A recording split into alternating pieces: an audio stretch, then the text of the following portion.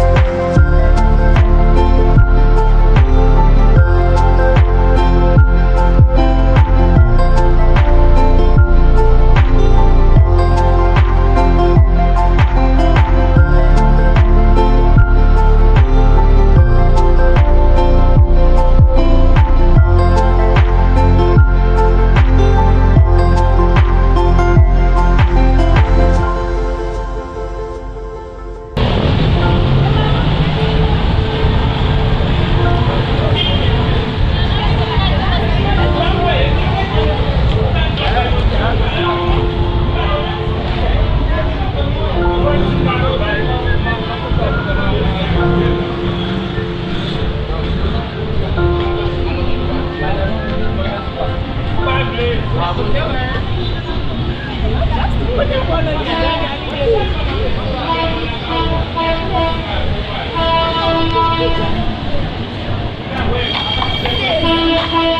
va me découvrir qu'on a pas menti.